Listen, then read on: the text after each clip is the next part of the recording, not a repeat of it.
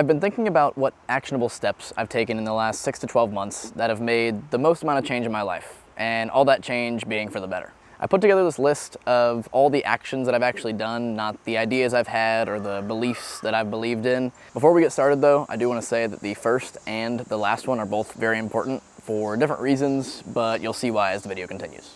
But with that being said, let's go ahead and get into it. I have the list here on my phone, so I'll go ahead and read them out now. I questioned everything I do, say, and think. That's the first one. That's very, very important. And then the rest follow. I fell in love with hard times. I viewed my life from my 80-year-old self. I just started now. I became more selfish. I believed in myself. I stacked proof. And I became more present. That one's also very key. As I said with the first one, it is the most important because it's honestly what sparked this entire journey of self-improvement. And I actually didn't even realize it until I was writing this video. I was writing the whole essay for it that I then later turned into the script that became this video. And it wasn't until then that I realized the day that I heard this quote from Marcus Aurelius, which I'll read here in a moment, was the day that genuinely changed my life. And the quote goes like this: "You could leave life right now. Let that determine what you do, say, and think." And that's, once again, from Marcus Aurelius. And I really took that to heart. I really did, because life is so short, and I've never understood why, but I've always had this overarching, I can't even say fear, but respect for death, that it is the end, and that my time here on Earth is finite, and that I must make the most of it. And that kind of put it into perspective, that you can die at any moment, and make the most of everything. Like, as he says, let that determine what you do, say, and think. Everything. It literally changes everything. The next one was I fell in love with hard times. And the main thing behind that was it always makes me stronger. So why would I push away something that is doing nothing but benefiting me in the end? I know that sucks, and I know it's called hard times for a reason. But if you know that every time you come out of a hard time, you come out a better, stronger, more capable person, learn to love it, tap into it, because that's what's growing. Like, I always put it in terms of like gym stuff, just because I've gone to the gym for years. And whenever I put it in those terms, you're breaking down your muscles, you rest, they build up, you become stronger. And going through hard times is like breaking down the life muscle, you know? And then as it continues to get stronger, you're stronger. And I just love to improve. So that always made sense to me. Another aspect is the ebb and flow of life. There's an average for a reason, right? An average day. Because some days are above and some days are below. But you can't experience the up if you don't have the down to compare it to, right? If life was nothing but up, then you'd have an average life of everything being awesome, right? The great things are only great because you have terrible things to compare it to. And something that I've practiced so much with this is, rather than extending the amount of time that I go through these down spells, I just go deeper into it faster. And let me elaborate on that. I've been going through one of these dips the last few days because I'm coming from an awesome weekend, going out, hanging out with friends, going and seeing a really cool show, spending time at the beach, and doing a bunch of awesome stuff that I love to do. And the next few days are bound to not be as great. And usually they're not just great, they kind of suck because it kind of reminds you of all the problems in your life. And what people will do is continue to push that off and off and off and off and off. And this anxiety and resentment for life and struggle will just continue to persist. And what I've found is the more you just dive into it, the quicker you get it over with. Like, when I start to feel bad, I think about everything that's making me feel bad. I think about all of it, and it makes me feel terrible.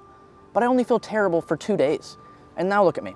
I'm just as happy and energetic as I was last Friday, looking forward to my awesome weekend, when the old me probably would have came back and spent the whole week moping around being upset about life, because it's not like that all the time.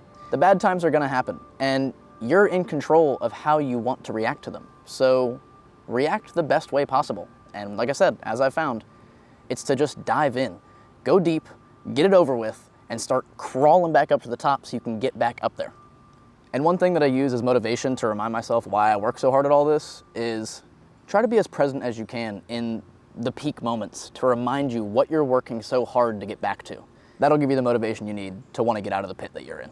I viewed my life from my 80-year-old self. And if you're 80, then view it from your 90. And if you're 90, then view it from your 100th or whatever, if you catch the gist. think about the things at that point in your life, later on in the future, all the things that you've ever worked for, all the things you ever wanted. I guarantee that you would trade all of that to be back to where you are today. And especially me, like being so young, 20 years old, I have a lot of work to go in my life, and I plan to do a lot of great things. But I know for a fact, no matter how much money, no matter how many cool material things or whatever it is, I would give it up to be back here, 20, healthy, and hungry. Now all this is just a gratitude exercise, but it's one that will genuinely give you a lens to look through rather than just trying to find a reason to be grateful in life. Think about the moment you wake up. Imagine you're waking up from living as your 80-year-old self, 90, 100. You get out of bed quick and easy. You know, your joints don't hurt. You can breathe fine. You don't have brain fog. You could go for a run right now if you'd like. You can do so many things now that you take advantage of, that you could be grateful for, and you'll look back upon wishing you were.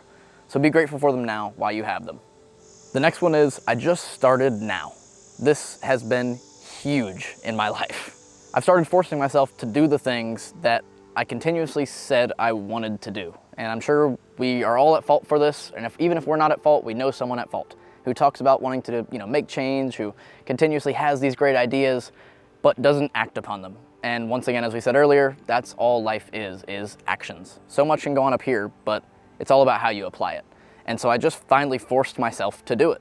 I love to wake up early, and sometimes I get in these routines where I'm waking up later and I want to get back into it, and I'll talk about it for days or weeks about how I want to start getting back up at 6:30 again in the morning, and I want to start getting up at 5 in the morning, going to the gym.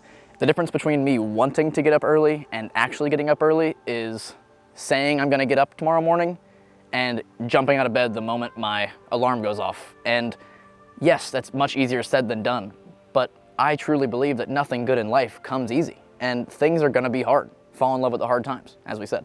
It's called a callback. But that being said, find ways to make it work. It's hard for me to get out of bed in the morning. It's not easy, but I found what works for me. As soon as I get up, I go straight to the bathroom, I beeline to the sink, and I splash my face with cold water. And boom, in an instant, I'm awake.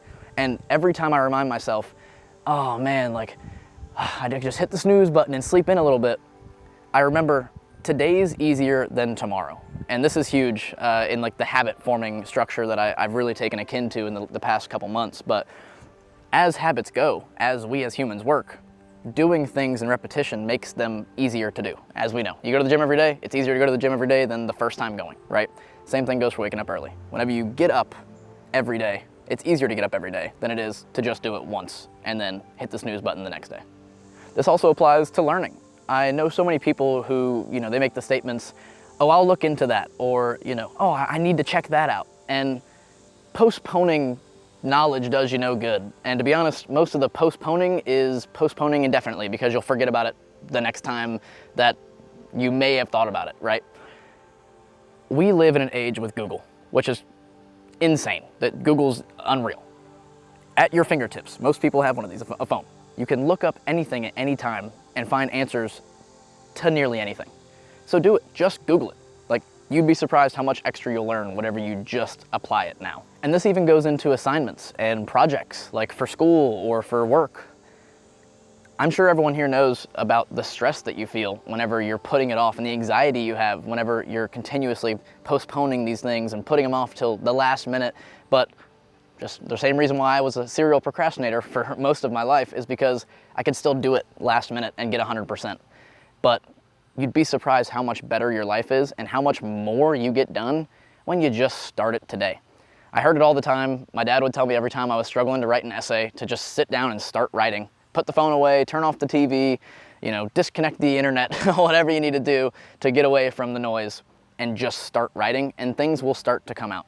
And even if it sucks, you have something on the piece of paper that you didn't have before, or you got one step further on the project than you would have been. And what that means is, in that time where you may have just sat around with anxiety thinking about the project or the assignment you need to get done by Friday, you could have had it done and now been working on something you enjoy or spending the time how you wish. And for me, a lot of that is learning. So when I finish this one thing, I now get to move on to the next thing already.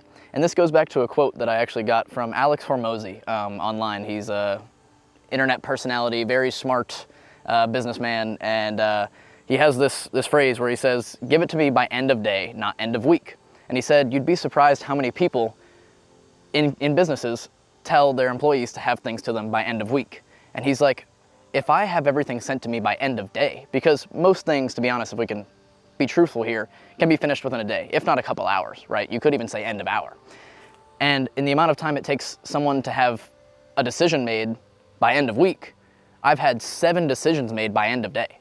I'm now 7 important decisions ahead of every single person who said, I'll finish that by the weekend. It's been beneficial. The next 3 all kind of go together. So the first one of the 3 being I became more selfish, the second being I believed in myself, and the third being I stacked proof. Those 3 tie together. I'll explain it how. I became more selfish, and this usually has a pretty negative connotation around it, but there's a way to be selfish without having it negatively affect the people around you. And what you'll realize as you become more selfish and start to prioritize the things that are important to you in your life, the people that respect that will become even closer to you, and those that don't maybe shouldn't have been around in the first place. This is coming from personal experience with the close friends that I've had that understand the journey that I've been on and respect the amount of time and effort that I put into myself and the things that I'm dedicated towards. And I've made those relationships unbelievably stronger, like so much stronger. And the people that I thought were, friends and cared about turned out to be somewhat of a distraction at certain times. And you have to prioritize what's important to you. Is it being around a lot of people that you have surface level relationships with? Or is it being dedicated on the things that you find important and building an inner circle of people who strongly support you and are going to be there along the whole journey? And to me, that felt a lot more fulfilling. The second part of that is I believed in myself. And one of the biggest, frame shifts that I've had in my life came from when I realized the decisions that I make are made with the most context that anyone could have, because it's my life that I'm living, and I know more about the thing I'm getting myself into than anyone else does around me. Now, of course, there's exceptions to this always, as there is with nearly every rule out there.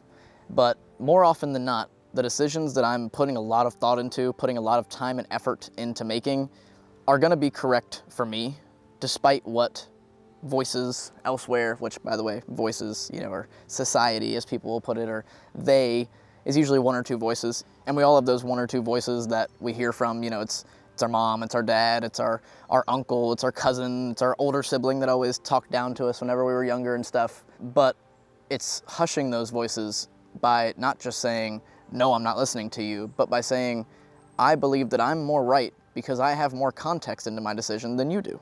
You don't know as much about what I'm doing as I do. So therefore, I feel comfortable and confident in making this decision. And this is really important to remember when you look back on decisions that, you may have thought were dumb, or stupid decisions that you made. But don't be so hard on yourself. Just remember that that was a decision that you made. Some decisions are dumb, but most of the ones aren't that you're trying to make. And those decisions were made with the amount of information that you had present to you at the time. And if you had more information, you wouldn't have made that decision. So you weren't dumb, you were just uninformed. So remember that when you're thinking, bad about yourself from the past and stupid things that you've done. It was the best decision that you could have made with the given information.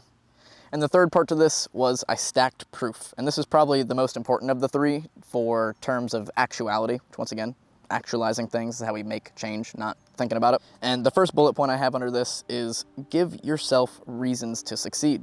And by this I mean, think of all those hard times you've been through and how many things you've overcome. Those are all little pieces of proof that you can add to your life resume, you could say, right?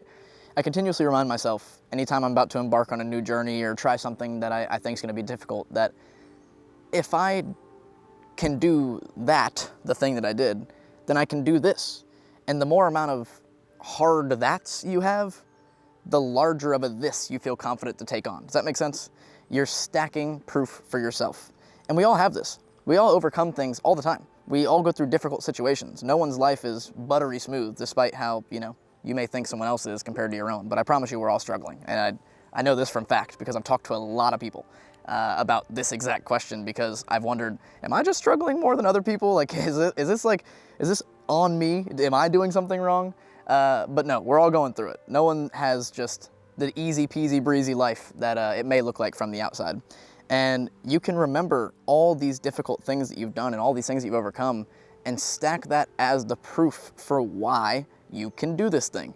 And that's how you build confidence. It doesn't just come from one day waking up and being like, I think I'm awesome. Like, or I think I'm sexy, right? Like, I went to the gym for 5 years and dieted and worked out every day and ran and sat in saunas and sat in cold pools and was miserable for hours and hours and days and years. So I can look in the mirror and say, oh, haha, I'm good. You know, I look good, right? And the same thing goes for life. It's like, how can you be confident about your ability whenever you haven't given yourself a reason to be? So give yourself reasons to be. Do hard things. Overcome them. And add that to your resume of why I am capable. Like, what, I can do this because I've done that. Hopefully that sits right. And the final point that I have to those three is the more you stack, the better. Hence why I continuously say to do hard things, because the more of them you do, the better. The more you have to your life resume, and the more confident you'll be to attack anything else you ever come across. And the final and arguably most important, despite me saying the first one was most important because that was the catalyst that led me to understanding why this was the most important, but this genuinely being the most important, is that I have been more present. And what people don't realize is that's the only time that we truly live. Like, genuinely, it is the only time that we're actually alive for. We remember the past, we hope for the future, but we're alive now. And the more you get to enjoy now, the more present you are today, the more you're gonna enjoy your life. And I'm sure as you've noticed throughout this whole video that all these ideas tie together, but this one in particular, my happiest place is to be happy and present. That's all I could ask for, is to be at peace, be happy while doing it, and be present, because it's once again, the only time that I genuinely have to enjoy that moment. And it's not easy to reach that point. Once again, I've spent a lot of time trying to get to that. But I found these little tips and tricks that have helped me become more present. I learned this one from Chris Williamson. He's another internet personality, very intellectual individual. And he said in one of his podcasts how someone taught him to be present. And the little trick that he uses is to take a few deep breaths and try your best to feel. Like, get out of your head and be here. Feel the wood of, you know, the desk or the chair on your fingertips. Feel the breeze on your neck. Feel the chair, the couch pressing up against your back. Take a few deep breaths and just be.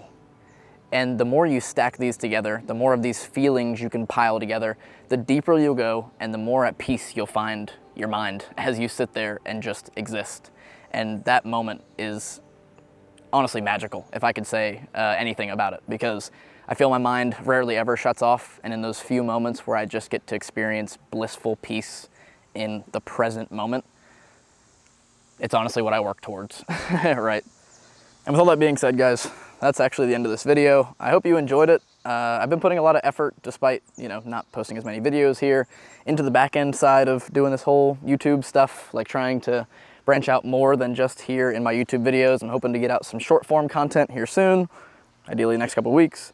Once again, please go check me out on Twitter. I'm putting a lot of effort into that. I'm really enjoying that. It's a great medium for me just to share my thoughts. I can just kind of spit them out and throw them on there. I feel that I'm finding my voice a bit more with these videos too. I'm not trying to film like the guys that I watch anymore. I'm filming how I've seen my conversations with others help them. And I believe that just showing my passion, being real, being raw, as I said I wanted to with this channel, is how I'm gonna do that. I love to have a nice script and I like it to look clean, and it's nice if I'm not looking down at my phone in between takes and stuff, but it's inevitable. I mean, I'm gonna get better with being able to look directly into the lens of the camera for the video and stuff like that, but once again, I'm focusing on what I can do today, and today is to film this video. With all that being said, thank you guys so much for watching the video. I really hope that you took something from it. If you did, please feel free to share it with someone that you think will help them. The more people that support, the higher likelihood I have to do this more, and potentially the more lives I can help make better. And once again, consistently better every day. That's what we're working towards. So, as always, guys, I love you. Thank you so much for watching, and I'll catch you in the next one. Stay tuned. Peace.